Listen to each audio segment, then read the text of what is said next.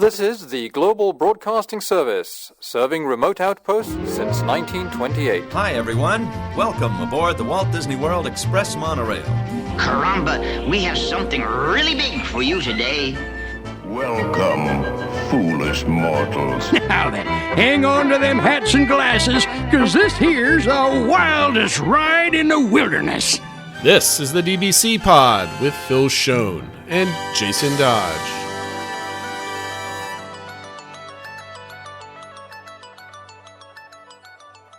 Hi, friends. Welcome to this week's pod. This is a show for the week of February 2nd, 2026. Happy February, Phil. The year is progressing along as faster than I want it to be, but it's February. It is. It's February. It is the month of my birth, the month of my oldest birth, the month we're going to Paris. So it's a good month.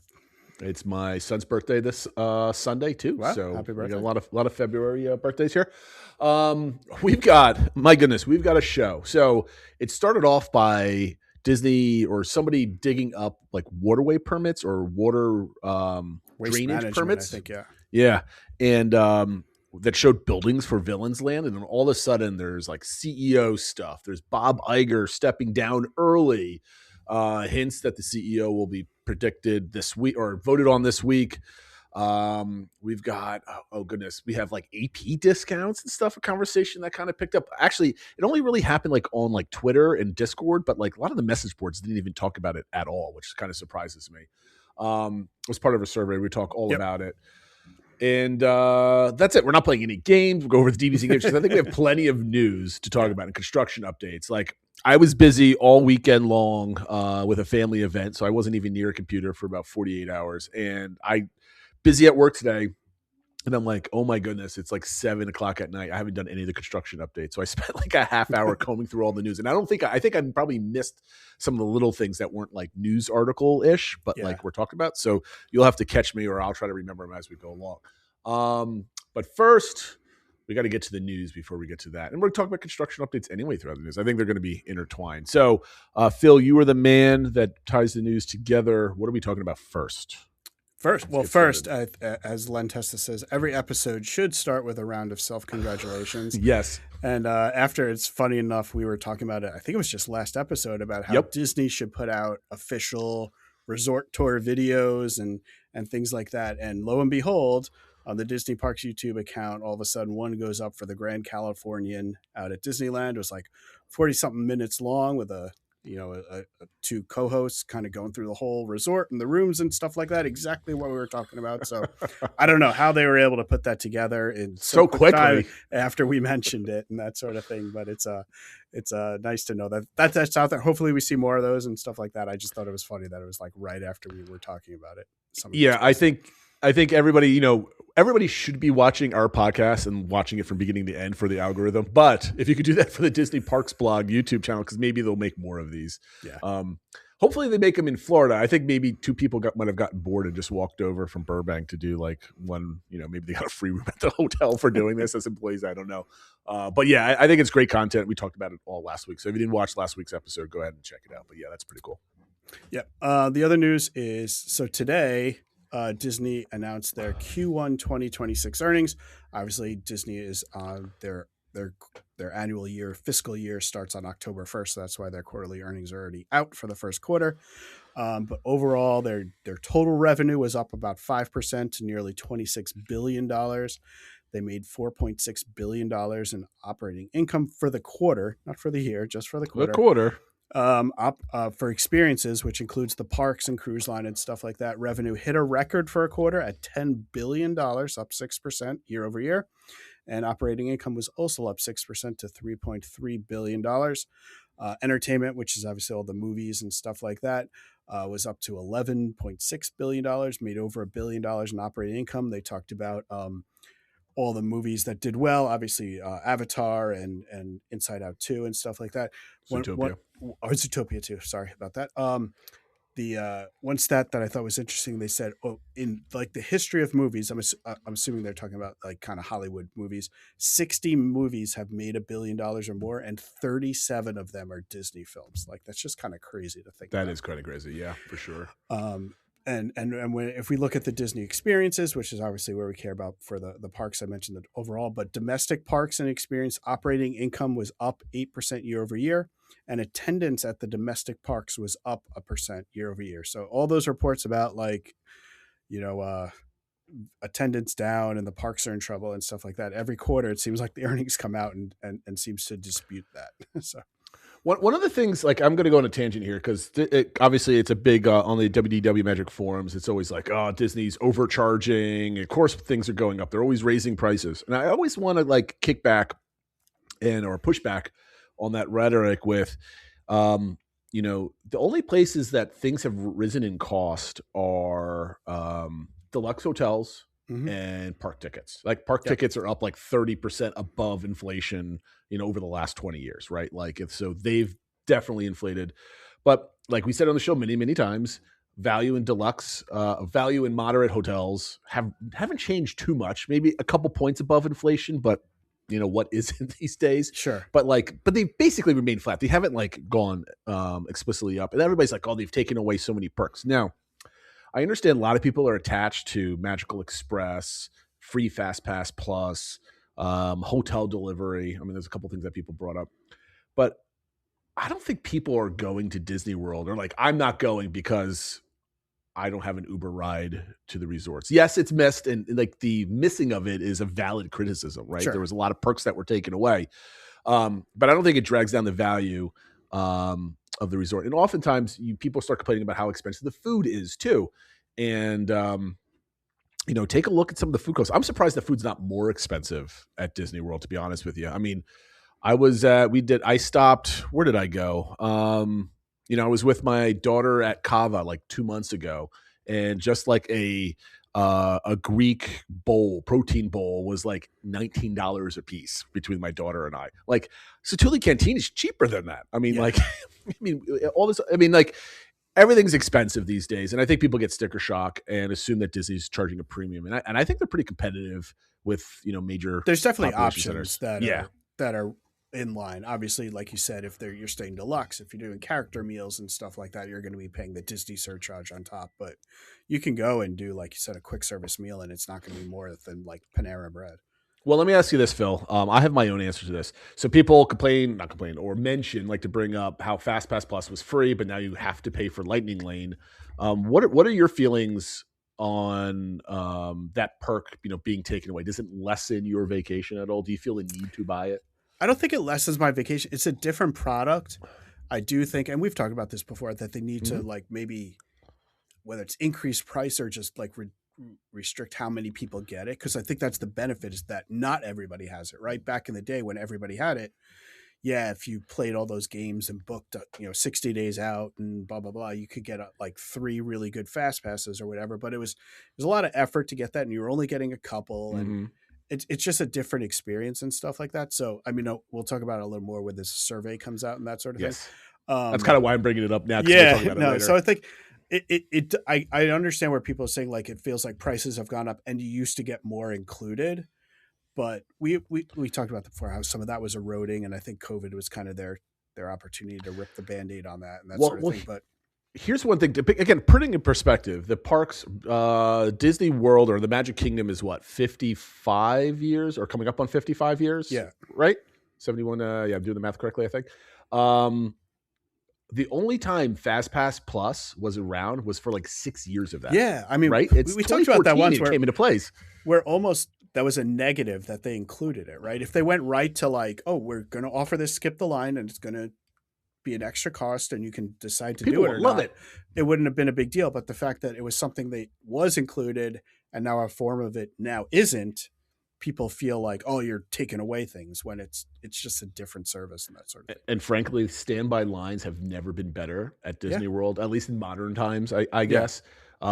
With the, I guess, more strictness with DAS and paring down on the abusive cases of it and stuff like that, where lightning lanes are less available, I guess. There's less inventory. Well, there's less of it. It's a lower percentage of the people going on are going through that lightning lane, right? So you're getting a higher percentage from the standby line, so it's moving a little bit better Yeah. than in the past. Anyway, my tangent is a lot of people see these profits and think, Disney's greedy. Walt would never do this. And, if you watch Handcraft, yes, he spent a lot of money, but he did it to make a lot of money too. So he could build more things. But like, I don't know. To me, to bring it back to the original point about, Disney's profits, the parks are strong. They're building a product people are spending money on and willfully spending money on. And the one thing I like to track is the hotel occupancy. Mm-hmm. It reached its peak in 2019 with 90% occupancy for 2019. We're trending at around 88% with attendance not even back to 2019 measures. And people are still coming. Attendance is still going up. There's quote unquote less perks. Yeah. But obviously the value proposition of a Disney hotel with Disney transportation, access to the parks with all of its lightning lanes and food and merch is still something people are spending money on and more money every single year. So I don't know. I think some of the stuff is kind of overblown with, is Disney more expensive? Yes, it is. But it's not as drastic as people make it sound. Yep. And I'm not trying to be a Disney apologist either. These are the numbers that I'm talking about. Yeah, the only other thing that I found interesting was just how strong sort of the parks and experiences numbers are. And not that entertainment was terrible, but it's not as strong. So it feels like, there is that sentiment that the parks and experiences are sort of the cash cow secondary, that's helping to like subsidize things. And I saw a short clip that was kind of an interview with an economics analyst, Ross Gerber, on Bloomberg TV that was sort of saying, in his mind, the Disney company should be split up into 3 companies.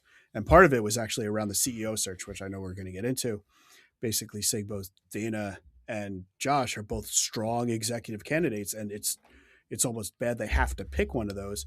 Whereas if they split the company up where you had the parks and experiences and the entertainment and the sports all separate, it might be valuated better. And it kind of the way he put it was the parts are worth more than the sum of it, because the stock is not trading at a good like kind of multiple to earnings and stuff like that. And he's comparing it to like how everybody's like tripping over themselves to pay like obscene amount of money for Warner Brothers when Disney should be worth more than it. And so it's just kind of like, I mean, we're not an economic podcast. I'm not going to get too deep into it, but I just thought it was an interesting take of like Disney kind of should be worth more than it is now. And it's sort of because it's almost become too big. Like, and that kind of comes up with the CEO search. I mean, but like one person can't run it all, But like Apple is quote unquote too big, right? And Amazon, it has its like AWS, it's got its commercial platform, it's got everything. Like companies can be big. I think what the problem is, I don't know. I'm not an economist. I have no idea what I'm talking about. But like Disney is more into feelings, right? Yeah.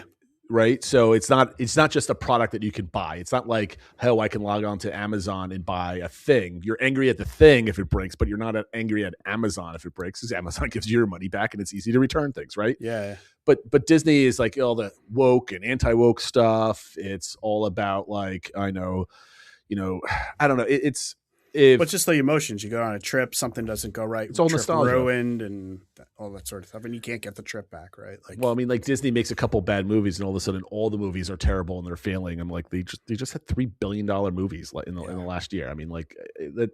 I think it's almost like politics. People just have strong emotions that are not based in reality to some of these things, and we all know if you pay attention just cursory to Wall Street, I mean. Why is Tesla evaluated so high? I mean, their profit is down like 30% year over year. And like, it's from a company standpoint, they're not doing good, but the stock goes up. And when you see things like that, you're like, and Disney's going down. It's just like, Wall Street's just a meme to me. I mean, granted, I don't have the mind for Wall Street and all these other type of things. So don't take from an observer of just like seeing headlines. I'm like, it just doesn't make sense to me. I just thought it was an interesting take to kind of think of and that sort of thing. But and just how much how well the parks are doing, that they are kind of subsidizing. I think because we'll talk about the next part with a new CEO and why it's generally probably going to be Josh tomorrow, who is a parks guy. Under his leadership, I mean, it's only been a couple of years that he's been in this position, but like, he was the president of Walt Disney World before he took Chapek's role over. He's made the parks the strongest part of the Disney portfolio. It's supporting other parts of the park that might not be as profitable. They're still profitable, but not as profitable. And we might see a shift in how Disney allocates its money. I mean, $60 billion is a good chunk of money, right, over a decade. But still, I think it shows quite a bit. Now, you mentioned it being split apart. I don't think it should be split apart because they all feed into each other unless there's some kind of like that's what was brought up too. And they were like, well, know. you just make like a universal licensing fee back and forth and stuff like that. But at least then the parks are just run as we just have to maximize the parks and the films just have to maximize the films. And it's not as like subsidizing some, I don't know. It maybe also go back to the day like, oh yeah, Walt was all blah, blah, blah. Like, and he didn't have as much to like focus on and control. And if somebody was just focused on the parks and not having to feed everything in, could it actually improve the parks? I have no idea. We'll see who, if it truly is Josh, we'll see who replaces him and the team that he builds around it too. Because he's going to pay attention a lot to the parks because he just, he helping bring a new park in the Middle East. He's got $60 billion. He wants to see that like, that's going to be his legacy, right? Yeah. And of course, in D23 this year, he's going to be there showcasing all the investments. So he's putting his stamp on all of this. So a lot's riding on it.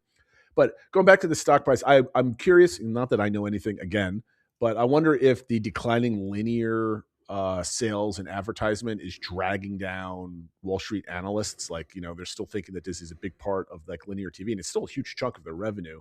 But the profit margins are just declining. Yeah, I mean, the stock was down like almost 7%, I think, today, 7.5%, which is a little surprising considering how well overall things were. But I think they're worried about the guidance going forward, about some of the linear TV things, and also they're concerned about international travel and stuff like that. So that'll clear itself up. I mean, hopefully that'll go up. Short-term.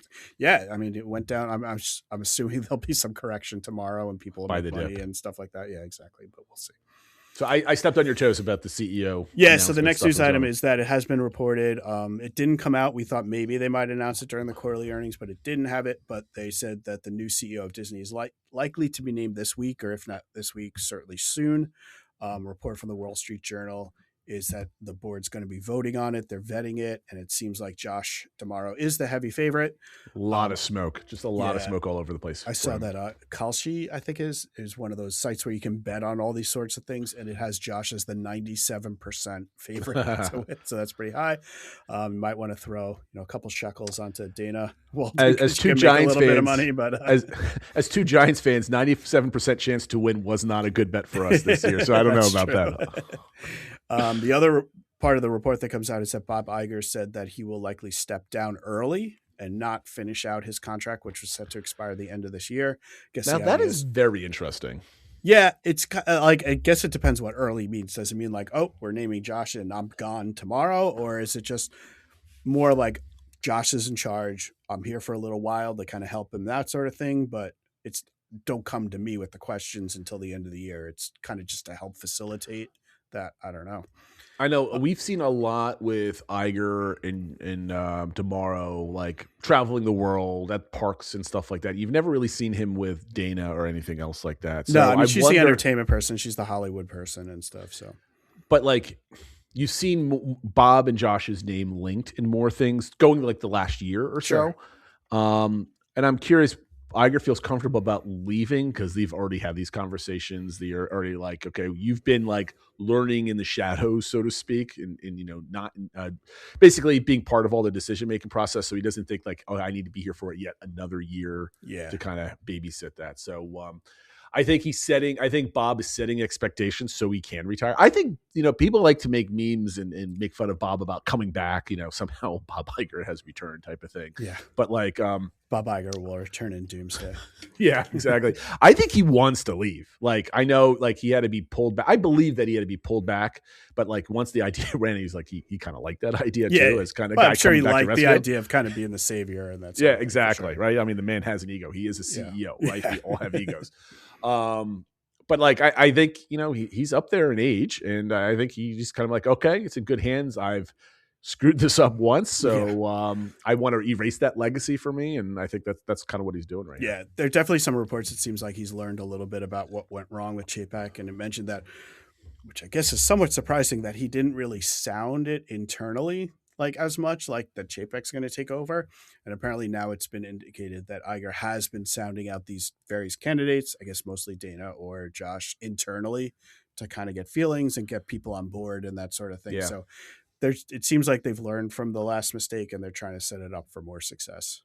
Just be prepared, whether it's on message boards, Facebook, Twitter, Blue Sky, whatever, that, a bunch of people coming out bashing Josh for he didn't shake their hand as he was rushing through like Main Street Disneyland or something else. Like, there's going to be lots of those stories. So make sure you're already seeing some stuff now. There was one story today that I guess he's talked about bringing more Muppets into the park, because with the new Muppet show started coming in 2 days, or I guess a day from when most of you will be hearing this, which, a reminder, please watch the Muppet show so that it gets good ratings and stuff.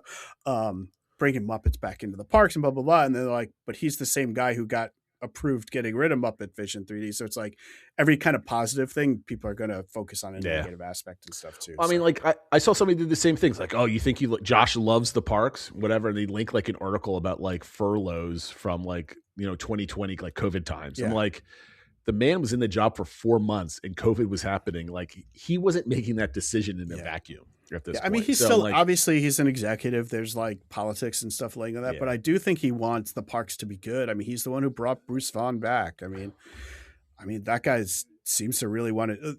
I saw a story, actually, I think Drew posted it. The first big project that Bruce worked on was Indiana Jones over in Disneyland. So people have high hopes for the new Indiana Jones and Tropical America. Like he wants to do big things in the parks. And I think, like you said, this is going to be his biggest legacy, is what happens now in the parks. So I think he wants to succeed creatively, but also financially, because he is an executive and that sort of thing for sure. But I don't think he's like doesn't care about the parks or anything. No, I mean, I think I could see Chapek not caring about the parks, because that's the kind of personality. Maybe he did. I didn't know the man personally, right? But that's the vibe you got. I think he cared about the parks, but more from he was more concerned with the financial aspect versus the emotional aspect. And I think Josh understands a little bit better how they're tied together.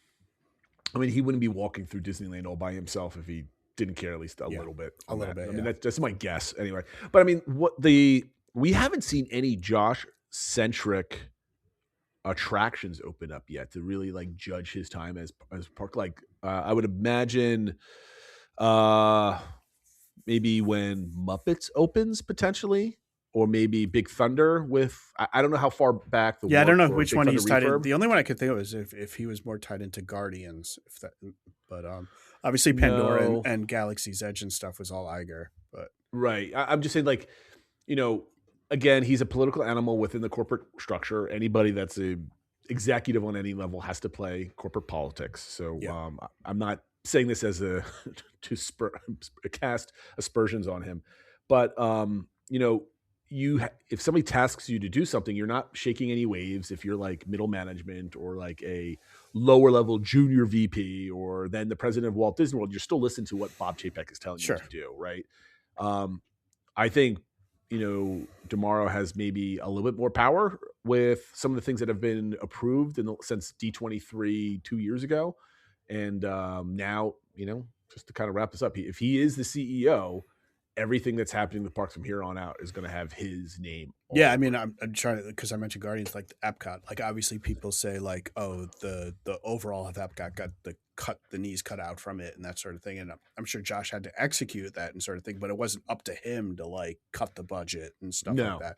Now it will be, right? So if the Villains Land doesn't live up to expectations because it feels like they cut budget, that's all Josh. That's on Josh now, yeah, for sure. Absolutely. All right. Speaking of the parks, I was going to say one last thing. Imagine becoming CEO and your first big thing is like rearranging 20% of the most visited theme park, right? I mean, that's takes some cojones to do that. So we'll see what happens. We'll see. Speaking of that, new permits provided by to building placements for Piston Peak and Villains Land, as well as a small thing we'll mention about the playground in Tropical Americas. As mentioned, this was from wastewater permits that were in all these areas. I'll just cover first quick in Tropical Americas, a permit that showed the location and layout of the new playground, which we knew was confirmed to be there. So we knew they're closing the boneyard. They are going to add a playground.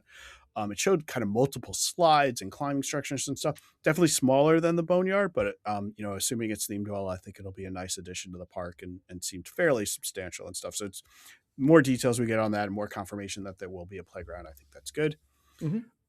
Second, and probably more importantly, like I mentioned, the wastewater permit shows the location of they're labeled as facilities. It certainly seems like buildings and show buildings, not without the theming and stuff like that, but just actual structures for different parts of Piston Peak and Villains Land. So going through kind of the different areas. In Piston Peak, to the southern part of it, there's sort of a curved U-shaped section that takes up most of the bottom and kind of where the lower part of the river and Tom Sawyer Island was.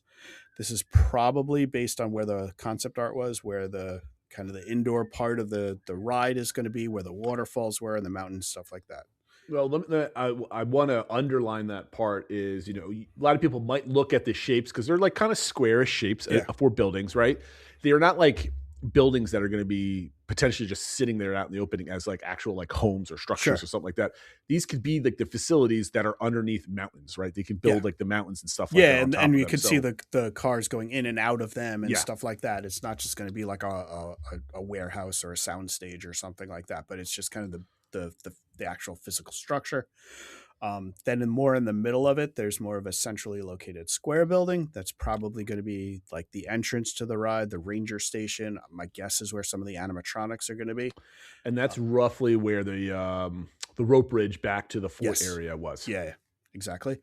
It didn't seem to indicate any structure that's going to be for the second attraction, which to me just feeds more into it's really going to be a small attraction. If there's anything there, maybe it's a play area or something like that. But I mean, you don't need structure for a flat ride, right? Like if it's I don't think like, so. Like the teacups, it's basically, a cement base with, utilities running to it essentially. Yep. And then obviously the more fun stuff is Villains Land. The larger structure seems to be largely behind the Haunted Mansion show building. It doesn't go all the way back behind. It's a Small World. It's mostly behind Haunted Mansion. I saw it reported to be about 70,000 square feet. I actually measured it using, overlay to Google Maps and stuff. The rectangular part of it was about 70,000, but there's also a triangular part to it. So overall, I was getting around 81,000 square feet. I saw somebody else measured it at 83,000 square feet. Either way, it's a substantial structure, but maybe not quite as large as like Rise of the Resistance. What is Rise of the Resistance? Do you that's have like that 103,000. And that's including all the pre-show stuff? Yeah. Okay. And I think that we were looking at the door coaster for Monsters was about 110,000. It's a Small World's about 65,000 square feet, just to give you an idea of the show buildings and stuff like that. So whether it's 70,000, 81,000, it's going to be a substantial show building. People are guessing this is going to be for the dark ride. There's a secondary structure that's a little further north and west that's measuring about 56,000 square feet. So still substantial, but not quite as big. The interesting thing about part of this one is that it overlays the railroad tracks, or at least where they used to be. That's the big question. Is this going to be they're going to move the railroad tracks, so now they're further out and kind of extending the perimeter of the berm of Magic Kingdom? Are they still going to be there and the railroad goes through this show building, kind of like what happens with Splash Mountain with Tiana's Bayou Adventure? So we're not sure. So it's kind of interesting, but it certainly seems like, well, everyone was measuring, I think it was 11 acres for the whole thing or whatever, 11 acres for Villains Land, I think. And that was still just within the berm. Mm-hmm. It seems like at least some of the structure is going to be beyond the existing berm, existing railroad tracks of Magic Kingdom. Yeah. I mean, I look at this and part of me says a lot of people are jumping to conclusions for a lot of these things, right? Which is fun. Yeah, absolutely. So I look at some of these facilities and like, for example, running like kind of parallel to Big Thunder on the northeastern section of where like the mountains are, there's another facility that's there. It's like just a skinny rectangle. Yeah, that one's really confusing to me. I don't know what that's for. One of their videos said they thought that was part of the Piston Peak ride, but that seems way further north than that. I don't know. Yeah. It seems like it's part of Villains Land. I don't know. Well, I mean, again, this is like a wastewater management system. So a facility could just be like a watershed. That's just a cement box, right? Yeah. Like, again, I'm not an expert in any of these things. I just look at things and I'm like, okay, what else could it be? Like a lot of people I don't know, was it if it was Jim Shul or some other Imagineers, like, oh yeah, these are the walkways, whatever. I'm like, I don't like. Yes, they could be like storm drains, but like all the walkways in Magic Kingdom all don't have storm drains in them, right? Yeah. Like, so it doesn't necessarily mean that this is where you're walking either. The facilities, yes, I could see some of the facilities for Piston Peak being accurate. Some of the things up in Villains Land, but it's not showing facilities where like stores are going to be, restaurants. I didn't know are if going to maybe be. that long rectangular one could be for like stores and restaurants, almost like stalls, like a marketplace. There's a lot of empty or something, space but yeah. there, though. I mean, there's another like, I don't know, 200,000 square feet of just space that they're going to put something in there, right? So, you know, they don't show where like the tracks for what everybody's assuming is going to be a roller coaster, right? Well, the space that takes up. So I think this picture is completely unfinished, and I think it's just for the wastewater management and the buildings that require some plumbing and everything else to go through them for wastewater management. And people shouldn't be building all these videos based off of like guesswork. Now, it adds to the direction where you can use this information to make better educated guesses than what we were doing a week ago. But I don't think you should limit your ideas to exactly where these things are drawn. I don't know. I think people are rushing to some conclusions for some of these things, but it is exciting. Especially, I think there's two things that you left out, or maybe you were getting to them, and I'm just jumping all over you yet one more time, is that there is a rectangle north of that 81,000 square foot building that people are surmising is a new train station, which I think would be pretty awesome. Yes, I agree with that. That's exciting. And like I think the most interesting thing is that there are those two structures that seem to be across the railroad tracks and what that means and stuff. So yes, I was hoping there would be a new train station. I think that could be a really nice addition. I think it'd be absolutely amazing that it is there, and it just gives the reason to use the railroad as you kind of expand throughout the park. Now, another structure is basically right where the they've bulldozed a lot of the trees, but right behind the Haunted Mansion queue. Yes. And everybody's running away with speculation that this is going to be a lounge, or that this is going to be the new part of a queue. What do you think it's going to be? Because it's relatively a square. Yes. Right where that they've dug out, or they didn't dig out, where they tore down the trees right behind the queue.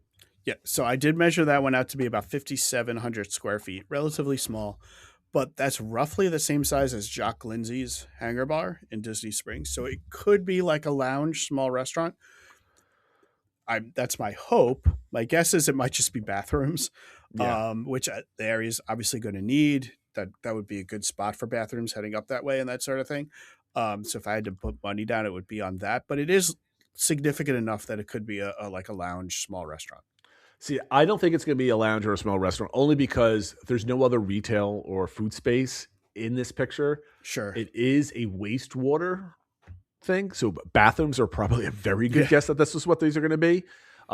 Because if you look, there's no other bathrooms anywhere near this in the existing infrastructure, other than maybe the Tangled bathrooms. That would be the closest ones, or the bathrooms going back towards Splash, right? Yeah. So that's a great place for bathrooms. And just think, you got to think about the infrastructure of trying to get to the a restaurant, not for as customers, but back of house.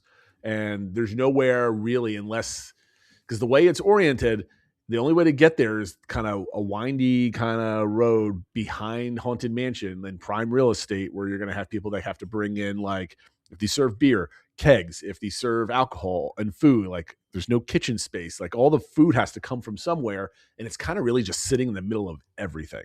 And typically back of the house locations, at least in this park, are in clusters. So one entrance, at least through the utilidors in the main part of the park, can feed all those supplies in one place pretty easily, and they don't have this right here. So if there are going to be restaurants, which I'm certainly there are going to be some kind of eateries in here, look for them in clusters. And I don't think they're showed yet exactly in this area. If anything, I would imagine it would be built by the big dark ride. So because right behind there is like where the Be Our Guest restaurant is and all this other type of stuff, and in a short distance away where they have a lot of roadways and behind back of the house kind of pathways for deliveries. So it needs to be close to that kind of infrastructure. So that's where I would think they would put it probably. Makes sense. Yep. My guess, just guesses. but it's always fun when more information comes out and we can start putting things together and visioning it. And with all this information out, I'm guessing we're going to get a ton of information about this at the D23 fan event this year. But they're going to have, I mean, have to be a little patient. Yeah, I think they're definitely going to have a lot better, a little bit more detail in sketches of like, I'm imagining at the very least, and probably not more, that we'll get kind of artwork that we saw for the Monsters Inc. land, where it shows like you could pick out where the restaurants are, you could pick out that type of stuff. I think we'll get something closer to that later on this year. Let's see. Next story is that a Disney survey came out to a number of people that got it that already had a trip booked. I believe their trip was booked for May, and the survey was asking that after their May trip, would they be interested, or how substantial would this discount on a Walt Disney World annual pass be to them? And they talked about a $400 discount on an annual pass, which if you're the two examples of annual passes they give were the Sorcerer Pass, which is the one that's eligible to Florida residents, and DVC, so the second highest level. That would bring it down from $1,100 to $700, or the Incredi Pass, which would bring it down from $629 down to $1,229. So the idea is that they're asking people that have a trip booked, if we offered you this discount on an annual pass, how much would that motivate you to buy one? It was a little unclear if that meant converting their current tickets to an annual pass, or saying, okay, once you return from your trip, you can now buy an annual pass going forward. So the wording was a little confusing, but basically saying, if we offered you this discount, you family who have a trip booked, would that motivate you to buy annual passes?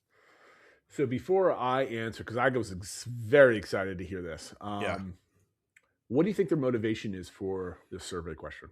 What are they trying to uncover? Let's be Len Testa and Jim Hill for a moment here. I think they're trying to get people to like, what would it take for you to upgrade just doing like your annual yearly trip to having passes and start doing multiple trips in the year. So it's saying like you're out of state. These obviously buying an annual pass is very expensive if you're out of state, but if you're kind of have this one trip booked, what if it was $400 less? Would you then try to be open to being an annual pass and booking multiple trips and trying to getting repeat out of state visitors? So I agree, right? Like it's an easy way to entice people to go spend another $6,000 that year to come back. Right. Or, if I had I would imagine people that have an annual pass will feel pressured to use it because they just spend all this money on it, sure. Right? And if let's say you have an annual or semi or every other year type of thing, you'll be more inclined to come back maybe for like 2 or 3 day trips or like we talk about this all the time with down and backs. Like I would plan like 5 or 6 down and back trips throughout the year if I can get cheap air travel just to go down for like a weekend. I'd bring one of my kids if I know that I didn't have to pay $200 to get to the parks, but just for my kid and I can get in whatever. I'd probably do that more often. So yeah, I agree that they're trying to, get that occupancy level up in their hotels. I think it's a good way. And especially maybe like in the next year, right, when they don't have a lot of new things opening, right? So they're probably saying all these people that are already interested in coming to Disney, we don't have a lot of new things, but if made it a little more affordable for you to come a couple times in the next year before these new things open, would this entice you? So I guess that probably pegs Tropical America's coming out in like calendar Q3, Q4, probably next year if they want to fill out the first half of the they just closed Dinosaur, right? So it's like, I think 18 months from now is probably a good estimate from when Tropical Americas will. So here's my line of thinking. I would not think that they would have ever discounted the annual pass until they offered the 4+2 deal that we've been talking about for the last couple of weeks, right? Yeah. Like I did not ever think they would offer a deal where you get 2 free tickets and 2 free nights at a hotel. I think that's good. Oh, and by the way, I was just checking on different like room options for our stay in July, and everything in Animal Kingdom Lodge with that deal is sold out unless you go for like a 2-bedroom like suite. So like it worked. Like it's I don't know how many pieces of inventory they had for this. It definitely got a lot of chatter among the like Disney fans and stuff like that. It got people to either book or extend their stays or something like that. And I don't subscribe to the Walt Disney World subreddit. I mean, I don't go there often, but it comes in my like feed every once in a while. And I just been noticing, and it's probably an algorithm working it too, but more people talking about trips that they book because of this 4+2 kind of deal, which I find interesting. So yeah, would I buy if we went down, and I forget how much my whatever 4-ticket package is, it's like $500 and something, $600 I think is 4 tickets, somewhere around there. Yeah. Would I take that? Would I go and plunk down another, was it $700, I guess, to make up the, let's say 500 plus 400, so that leaves what, $700 for to get to 1,600 for an annual pass? I would certainly do that. I would not go and spend another $1,200 on my vacation to get an annual pass. But if you get it below $1,000, that gets me thinking. Because then it will convert me to a year of Disney at that point. But they have to have it, like, because right now you could go to the parks and convert your stay to an annual pass by paying the difference between the two. I would hope that they do that the same. It'd be interesting if they can go, okay, well, we could, again, tickets are the most expensive part of a trip. I think they know this, and I think it's very creative with what they're doing. I'm just surprised we're not giving ourselves another rounds of self-congratulations with like a limited annual pass offering where you have 50 days at Disney World for whatever type of thing, like where you can have like, you can have 50 park entries for the year or whatever number it is, but none of them can be more than 4 consecutive days or something like that, whatever, to kind of get you to come back every once in a while. I know. I love this. I know you're not interested in this because you got your big Disney trip and you weren't planning anything. I mean, like I said, if we didn't have that trip booked, I would definitely be looking into doing something like what you're doing for the summer. It's just we can't do that on top of this. But yeah, and if we had that trip booked and like you said, another $700 a person, now all of a sudden their annual passes and makes hopping down for the holidays or something like that much more reasonable, I would definitely be intrigued. Well, let me ask you this. So let's say, for all intents and purposes, the discount with a stay got the annual pass down to $800 or $900, right? Let's say somewhere between $700 and $900. Yep. Would you buy one for yourself, one for you and your wife, or for your whole family at that point? That's a good question. Probably would. I don't know. I'd talk to my wife about what's the plan. I think it would be at least me and my wife, because I'm sure we would figure out a way to do a short down and back, just the two of us or something like that. And like you said, if I could do a one down and back with one of my kids, I'm just paying for one of them.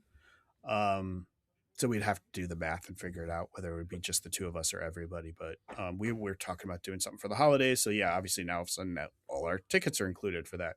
The interesting thing though is if we did that we probably wouldn't do like a Christmas party ticket, right? We would, because we already have our day tickets. Yeah. So it does kind of become a bit of a trade-off of like, okay, well, we'll pay, instead of $200 to $400 for everybody to go to 2 parties, now we're paying $700 or $800 for the annual pass, but now we're not doing the party. So yeah, it's kind of a trade-off. Yeah. I mean, I personally would buy it for myself. I would consider it for the wife.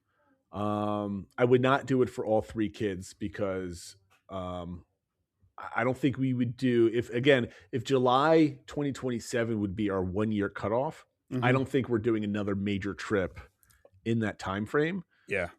If anything, we would go down for our big trip when Tropical America's open. So that'd be like a year and a half post this year. Yeah. But I could see myself me and my wife doing a couple down and backs over some weekends. I can see me taking a kid, a couple of my kids down for a down and back type of thing as an excuse. So I don't know. I think bringing down an annual pass to a reasonable level where you don't need 2 very large vacations just to break even makes sense, right? Yeah. Like you got it. I don't know where the cutoff is because I haven't really thought about this, but like if you could have 1 week-long stay plus like 2-day down and back type of things, and then you're breaking even. So what is that, like $800 plus another $400 or so? So like even $1,200 is a good price, but I don't think $1,600 you really have plus to tax. work at it. Yeah. and I mean, I don't have that much time off of work or that money to kind of go down there with my whole family or my wife to kind of do that, to kind of break even. That's more of like, hey, we're retired now, we can go to Disney whenever we want type of thing. But I think it's good. When would you, if this actually becomes a thing, when do you think this would actually hit, if they're going to launch this? That's a good question. I think it would be relatively soon because, like we're talking about, Tropical Americas is probably 18 months out. So they want to do it so it would end before that opens, right? So you probably need to do it by, say, July. I don't know. Which puts me right on target for the perfect opportunity for me to entice it and annoy my wife with, like, hey, can we go spend another $700 just for me, please? Just for me. Anyway, I wonder if we could do it. I now I'm thinking just strategy wise. Do I do it at the beginning of the vacation so I can get the food discount, the AP discounts on things, which is just slightly more than the Visa discount, the Chase Visa it's at discount? like some more places and stuff too. Yeah. Or do I wait to the very end just to get those 5 extra days or whatever it ends up being? I don't know. I think I'd rush to try to go to Disney Springs just to get it so I can be at Disney World as an annual pass holder and just kind of buy all that pass holder merch at the festival. Absolutely. Yeah. Well, no, I have died Epcot. That's so right. There's no festivals, unfortunately. I'm sure there's still some merch and stuff like pass holder merch you can get. Okay, so we talked all about that. Yeah. What's the other half of the survey, Phil? The other part of the survey was around Lightning Lanes. 20 minutes later. Where it said they were testing multiple price points for Lightning Lane Multi-Pass when purchased during the 7-day advance window. So the idea is that the further out you would buy and commit to having a Lightning Lane for your days, it would come at a cheaper price. And guests answered, they said if you did it before then, how would you feel about paying $30 per day, $27 per day, $25 and $15 per ticket to add Lightning Lane Multipass? So this feels like going back to when they first introduced, I guess, Genie Plus, where if you added it before your trip, at that time it had to be for every day of your trip. It was a lot cheaper. At that time, it was only $15. I don't know. We did that too. We did that in we did it as well, 22, I think it was, for that. I thought it was a fantastic value. Yeah.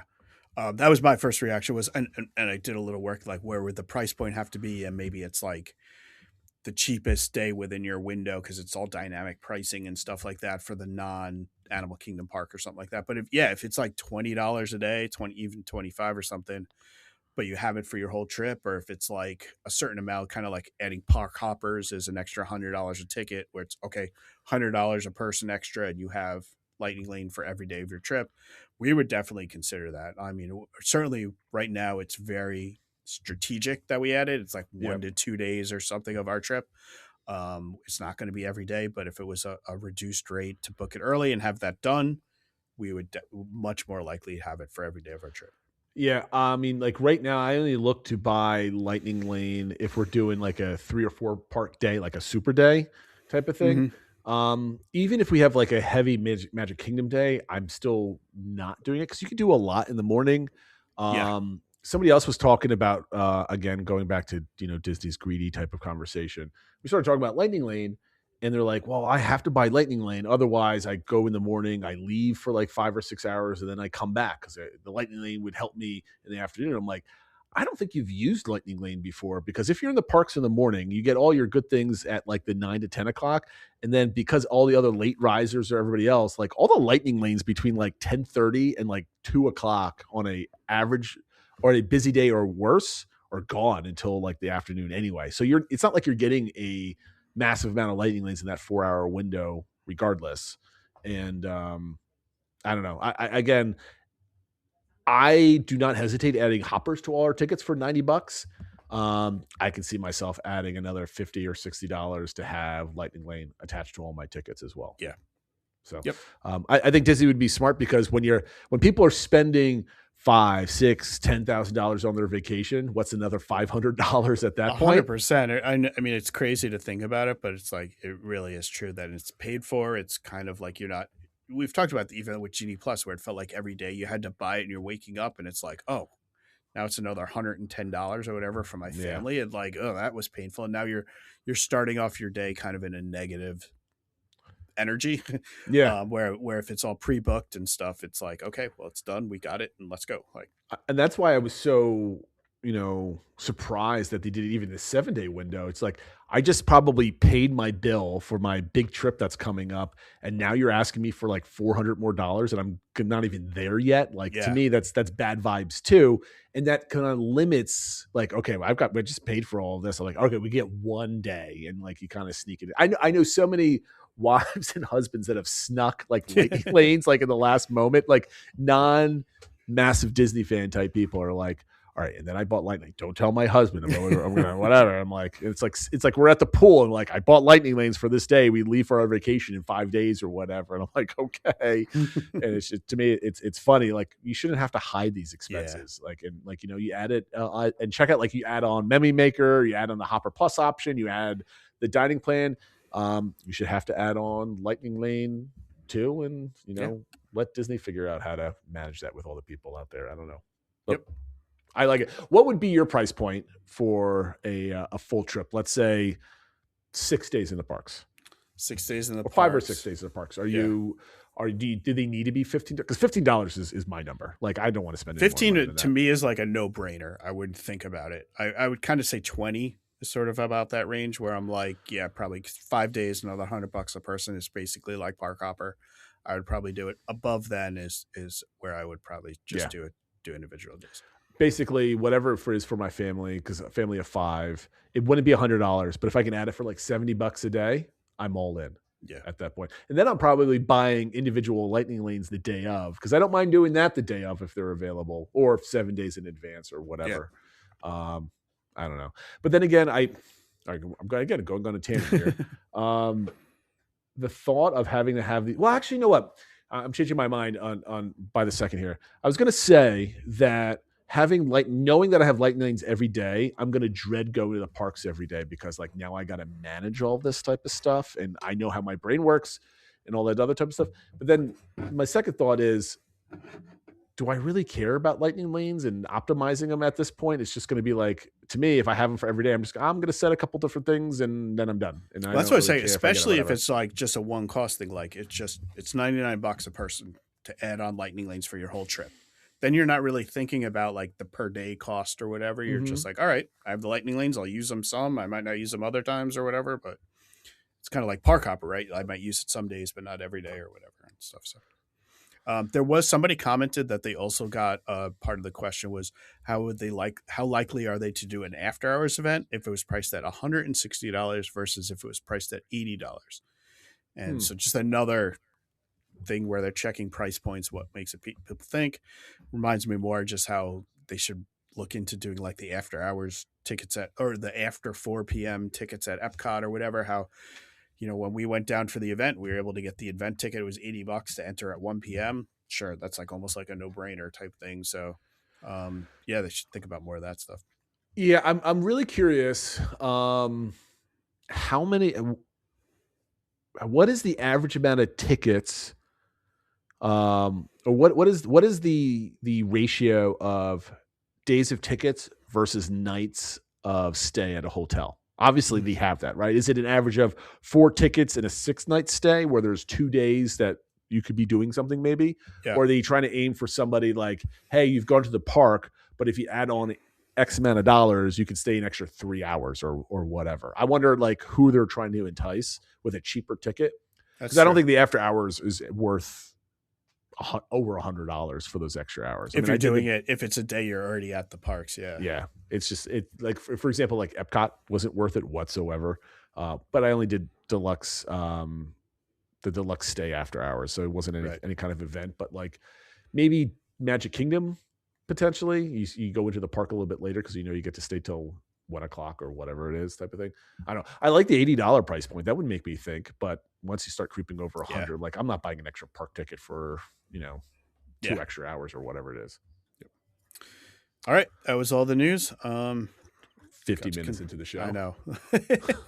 So this is going to be our latest construction update ever, right into the show. We're 50 minutes in. So let me just make sure I have these sorted. So we've already talked about a lot of these things. So starting at the Magic Kingdom, we already talked about the Villains Land. We talked about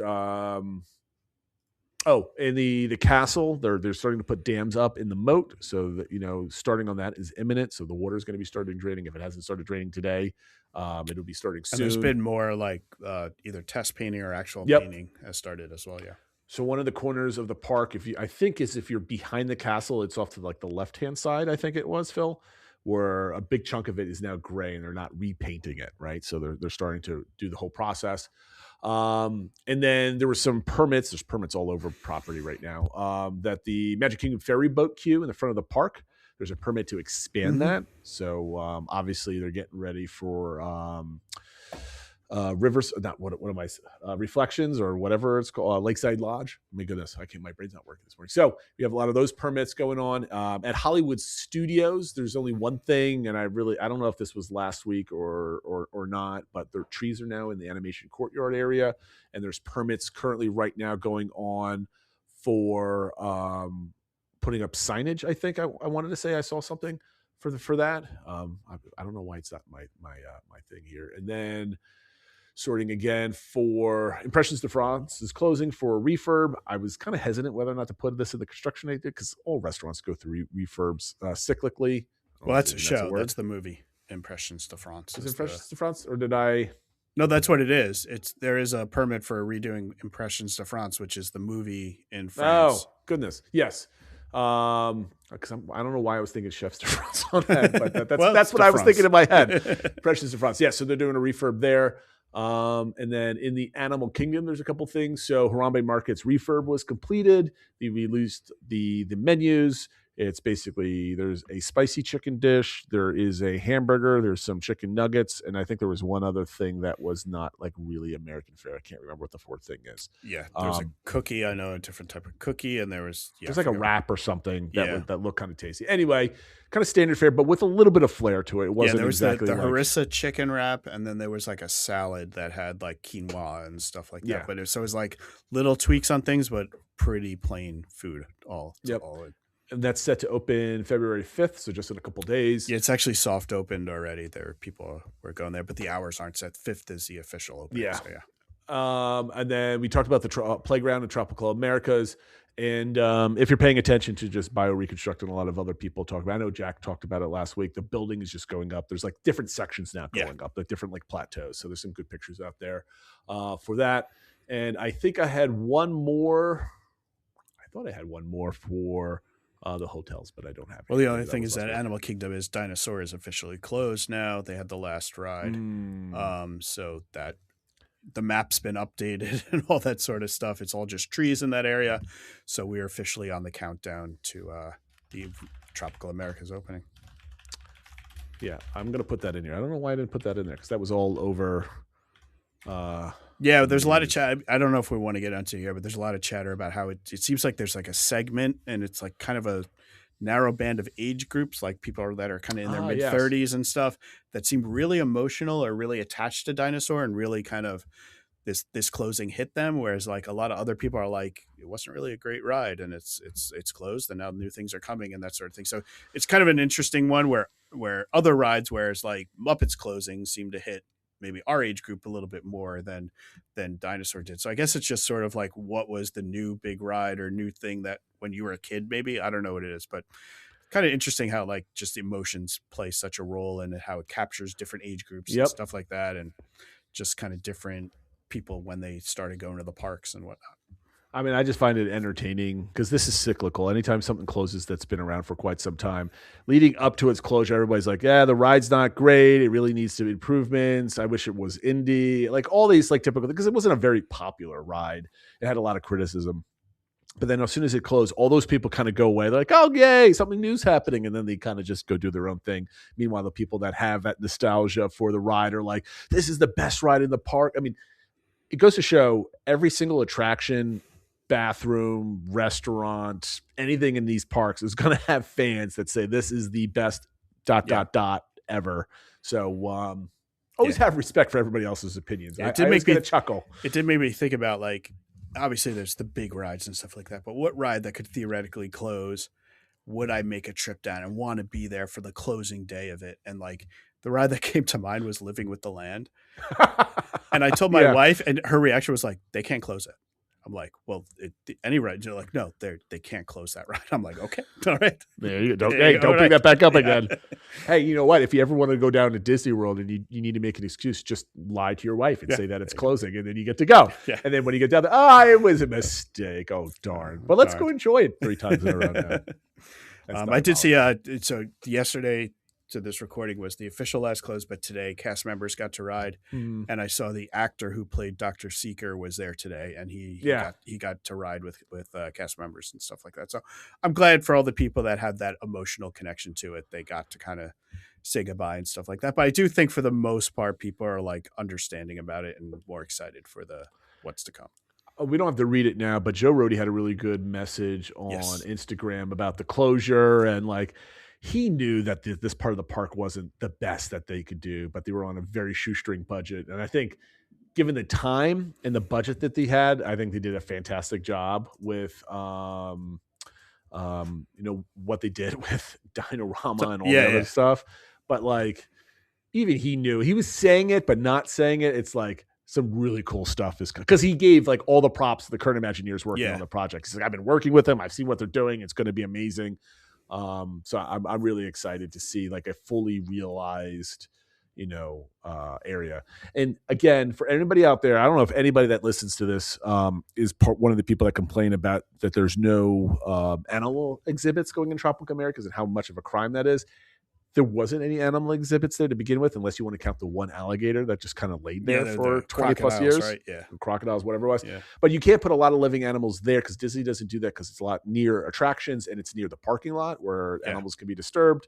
So that's one of the main reasons why they do that. So the one thing I was hoping was maybe like animal care people could bring like a bird or something like that into they could have areas for animals and stuff. But not permanent like enclosures for animals. Yeah. 100%. So, all right. So this is now a Wheezy episode. We just hit the 1 hour mark. So we have, you have a DBC recommends. I just noticed this. What do you got? I'll just do this quick. There was a new video put out by Disney Dave and Rob Fuzz. It's called Horizons. It's the full ride in 4K, including all 3 endings. I thought it was one of the best. If you're like, I didn't get to experience classic Epcot and I didn't get to experience Horizons, I really recommend this video. The first, say, 10 to 15 minutes is all about like what made the ride special. What was it about? Why was it sort of the capstone? It opened a year after Epcot opened, but what was it trying to show? And so it's all about that and why it meant so much to people. And then it's all the upscaled video from the old recordings and stuff, and some of the best quality video I've seen of the ride. The whole ride, including if you don't know, when you were on the ride, you got to pick which of 3 endings to 3 different sort of locations in the future you wanted to see. And it shows all 3 of those options and stuff like that. And the other thing that jumped out to me is that just the narration that they put, some of the verbiage they used about it was about the ride, but also sort of what made, I think, original Epcot so special. Like the vision. Yeah. And so the term one of the just 3 words that it said, that it inspired thoughtful optimism. And I thought that kind of summarized what Epcot's about, like more than anything I've heard. It's just 3 words. Like, it's funny because that relates to the other online debate right now with the new Star Trek series, Starfleet Academy, where they're talking about like the optimism of like the next generation and the original series versus like what people consider like poor writing, or more contemporary writing that's in the current in like just like the I don't know. I find it interesting, like how people view things. Yeah, and that they said that this attraction didn't just show us the future; it asked us to believe in it. And I think that's sort of that optimism and that like the future's coming, technology is going to be part of it, and it's going to make life better. And here's what it's going to be. Versus, there's so much stuff now with like dystopian futures and stuff like that, and that this was just the opposite of that. And I think that might be one reason Test Track 3.0 was so well received, because it felt like it had some of that optimism in it that's been lacking from a lot of things. So, yeah, if you're like, I mean, for me who experienced it, it was great to revisit it. But I know a lot of people are like, I never went to Epcot in the 80s and stuff like that. Like, this probably is better than any other video I've seen in like, it's only like 25 minutes long or whatever. I think really, really highlights that. So that's why I recommend it. So. I just saved it to make sure I watch it. I'll show that to my kids about what Epcot used to be. Yeah. I love these type of videos. Before we get to the DBC engagement for the week, which was what would be a fun character dining experience for adults, I had to word that carefully. Leave a comment below on how much you like Phil's new setup. So if you're listening to this, Phil's camera angle is finally a little bit more back up. You can actually see below his shoulders. Hey. Not too much, right? So we're not getting saucy here, but like good camera angle. He's got a new angle. He's got new lights. They're not in rave mode right now. Phil sent me a picture. It's like, hey, I got new lights. It's just like flashing LED lights, and his son was making fun of him. Are you a gamer streamer now, Dad? So I thought that was kind of hilarious. So that's pretty cool. So yeah, leave a comment below if you like what he's got going on right now. So our head sizes are actually going to match now on the YouTube channel. At least I hope they will. So we'll find out. Okay, so the DVC engagement for last week, Phil. You wrote a couple of different things, so why don't you go over your idea, then I'll give you mine. Yeah, so I tried not to do something that was just Adventurers Club because that was like the easy option for me. Although I liked, we'll get to it, Lumpy had an idea of sort of like an adult seating at Skipper's Canteen, so sort of where you can get a little bit more edgy on the jokes and stuff like that, and obviously just a little bit more with the drinks and the meal and stuff like that, a little less family friendly, that sort of thing. Two ideas I had is I always thought having a craft beer bar in the American Pavilion would be great. Okay.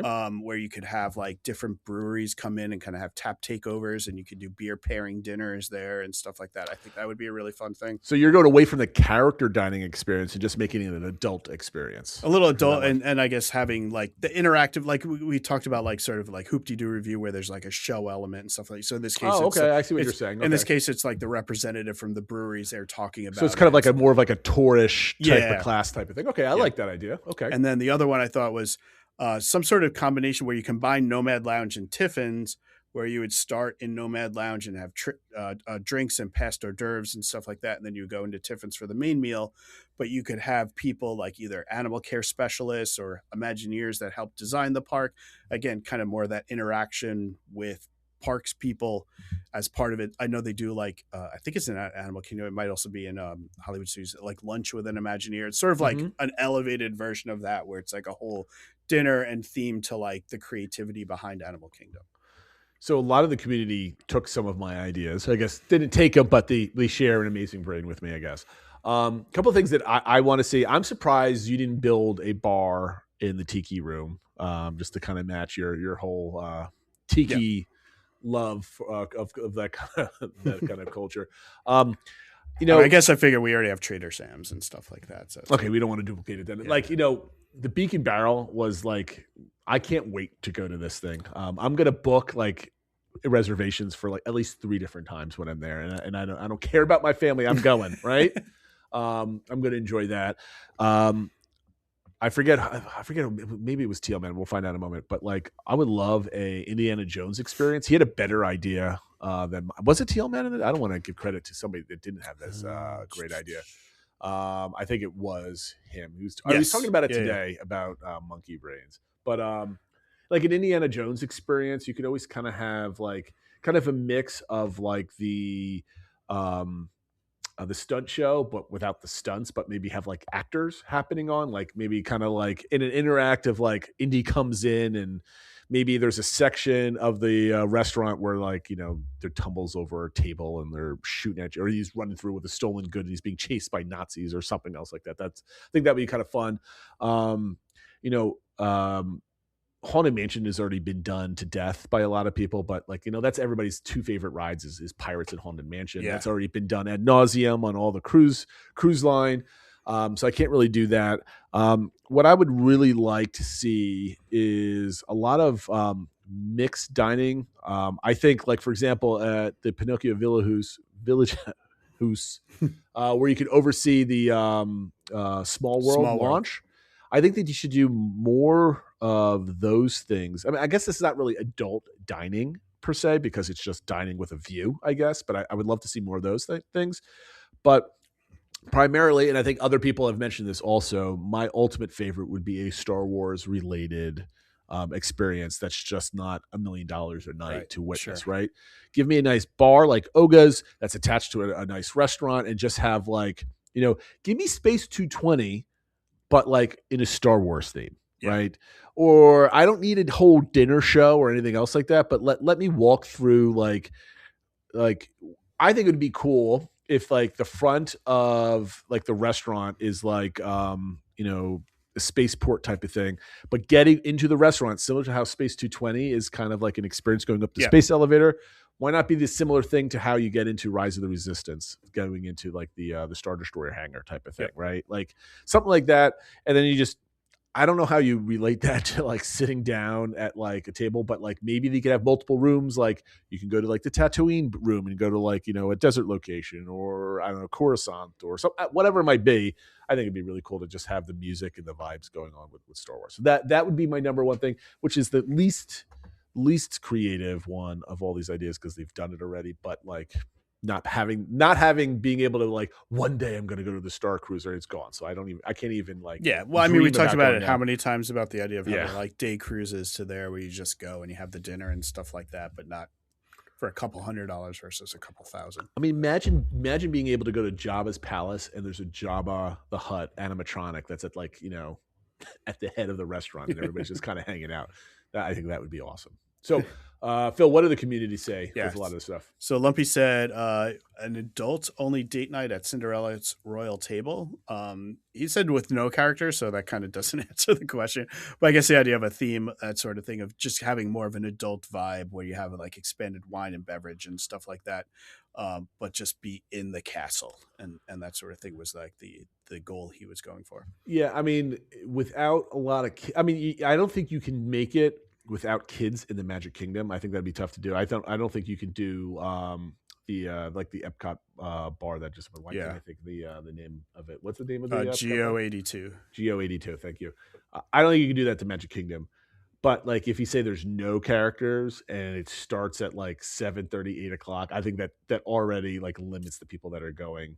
And maybe you could have like the last 2 hours of just like, wine and dessert. Be nice. Maybe you could do that as part of like a whole like retro night after hours at Magic Kingdom, and afterwards they show wishes and stuff like that or something. I mean, I'd pay for that. I love Cinderella's royal table only because I get to eat in the castle. Yeah. I mean, the food, take it or leave it. I think that's all the Lumpy wants is just more adult experience, but you're eating in the castle. And it's hopefully a lot less loud in there with less small kids, we'll say though. You'll never do it. Mama Six said a speakeasy type lounge themed to the Tower of Terror in Hollywood Studios. Have live music like the singer at Jollywood Nights, fancy drinks, dance floor for patrons, jazz brass band, and bellhop serving small bites. Just keep the 18+ rule to keep it a bit more sophisticated. Do you think in order to do this, you have to have a back entrance, so you didn't need a park ticket to go into something like this? Because this sounds more like a hoop-de-doo where you don't need a ticket to get to. Like to me, I think this is a phenomenal idea. I just think that in order to do it, you need to have it's a good question. To get there. Yeah, it either needs to be that or it's just tied into like an after hours or something like that. Yeah, I think it'd be tough as just like a whole experience dinner that's like part of your day ticket. Although they do have the full show at like the German restaurant and the Oktoberfest place in Epcot and stuff like that. So maybe if you have like equity with like performers and singers on a nightly basis, kind of like especially I mean with the idea of it being more of a lounge and like serving small bites and stuff like that, you definitely would need to not require a park ticket. So but maybe something like that I guess then it becomes like Adventurers Club, but like an Adventurers Club at Disney Springs but themed to Tower of Terror could be kind of cool. Something like that. I like that. So TL Madden said he could think of so many, but there was a hard for him to think of. He talked again about the Star Cruiser and stuff like that. But he had the similar idea that you had, the idea of like something in Galaxy's Edge where Oga's becomes the waiting room. And then the restaurant is next door and it's there and it's designed, just plop a restaurant with there and it has dancing Twi'leks and stuff like that. So the idea of like similar. I don't think Disney could have dancing Twi'leks. Twi'leks, yeah. I think that's a little bit much. Because I mean, like you would want to put them in like Jabba's palace. Yeah, but it is. What was Return of the Jedi rated? That was a PG movie, wasn't it? Yeah, I think they were all still PG. Yeah, it was PG in the '80s though, which is not quite. That's true. I can't tell you how many movies from the '80s like I want to show my kids this, and I'm like, nope. I can't. Not that scene. Not that scene. Not darn. Okay, next movie. The other idea he had, and I think this is what you were thinking about, the Indiana Jones related, was the idea of a CD bar restaurant near Expedition Everest. Thinking about how Marion's bar in Raiders of the Lost Ark looked like. Yeah. I mean, I love that bar that's just out there. That's right by at Everest anyway. So you just kind of going towards Asia, you mean? Yeah. So you just kind of scale that up and to be more of a a full like experience, I think would be great. I mean, if they're never going to have another show in that amphitheater, why not just plop one right on the water there? That's true. Just saying. I don't know. Moon Street posted, having just been on a Disney cruise, would love to see something like a Paolo brunch experience, but in the parks. So the idea, it kind of reminded me a little bit of like the Boma brunch experience, but something in the parks that's more like just upscale and targeting adults more than kids and stuff like that. But the idea is that it's just a brunch and it's pay one price and have all the experience that you want. Honestly, over the next decade, I wouldn't be surprised if Disney builds more. I don't want to say adult only type things, but more adult oriented things where you can still bring kids, but offers a more elevated, non like kiddie kind of experience. Because people that are now millennials are now like in their early to mid 40s. They're going to be in their 50s soon, which is going to lead them into their 60s soon, where they're going to be retired. And there's some of them that don't have children or grew up going to the parks as adults. They're going to want to spend money doing kind of like these experiences, and like stuff like this is like, perfect. Like you want to relive your childhood going to the Magic Kingdom, but you also want like a really good meal at the end of the day too, with some upscale stuff. Yeah. So I wouldn't be surprised if we saw more. Yeah. They kind of almost tested this right with that brunch at France during the food and wine or something. That was only a few days. So it's like, maybe it's not going to be an everyday thing, but something with more experience, maybe during festivals or something that are more geared towards adults. Yeah, I think I was listening to, and I didn't finish the episode with the Disney Dish, and they were talking about another survey that came out saying, if these things at Epcot were down or weren't available, would you still go, essentially? And one of them was Festival of the Arts. And everybody always thinks, oh, they're doing this survey to think about like what they're going to take away. Yeah. But the other side is what's motivating people to go, and maybe we should have more of that. Yeah. And maybe it's because if not, people aren't going to the Festival of Arts, maybe they're taking it away. No, why don't they replace it with a different festival that might have more interest to people? So maybe bringing back like these pop-up kitchens and stuff like that. Yeah, I mean, I always go back to like during years ago, the best thing I ever did, or not the best thing, but one of the best things I did during a festival, they had a tequila pairing lunch at the Mexico Pavilion during one of these food festivals. Obviously, that wasn't geared towards kids because it was tequila. So going back to having more of those offerings for sure. Yeah, I think I was watching Mammoth Club going over the Festival of the Arts food. They had some really cool things, and I think they had something with like a fillet or a braised rib or something, where like maybe it was mussels. I think also were part of the menu. It was like a steak dish and then a mussels, but like the chef was right there making it and handing it to you when it was done. So like you could see that it was freshly made, not like some of those things that are like on these big giant trays that they're kind of like pumping out and handing out quickly. So bring more of that back. And I just see the next one is Lumpy with the monkey brain. So we were talking, I forget where it came up. We were talking about how like the Indiana Jones themed or make things more themed and have monkey brains in Animal Kingdom or something like that. I think it was like what food would go along with the new Indiana Jones ride. And he's like, obviously we can't have monkey brains, but he said maybe if they had a special 18 plus dinner seating at Skipper's Canteen where they really leaned into the darker side of the Jungle Cruise. So he said the monkey brains appetizers, you could have the Pumbaa pork ribs or the Tigger tandoori, kind of puns based off that. I don't know if they'd ever go that far, although I do realize morbid. They do have like seafood and crustaceans you can eat at Sebastian's. So I don't know. Maybe they'd have all those items. They just wouldn't name them after the characters. Well, I mean, there's no longer a trademark on like Winnie the Pooh, so you could go start your own restaurant and name some of those things there. Yeah. So be careful what you ask for, I guess, on some of these things. So if you haven't heard your name on this list, that means you haven't gone to our Discord and participated. So make sure you hop on Discord. You can find a link on any of our social media accounts. If you're watching this on YouTube, there should be a link in the description. If it does not work because it has expired, please leave a comment and we'll get you a fresh new link so you can join the conversation. And Phil, what is this week's TBC engagement? So I was going through different social media stuff, and apparently I didn't get like a pop-up notification that on our channel Facebook feed, somebody had posted a question during our whole Ask Me Anything type questions. So Glenn Davis asked, what do you consider to be the most improved aspect at Walt Disney World since COVID happened?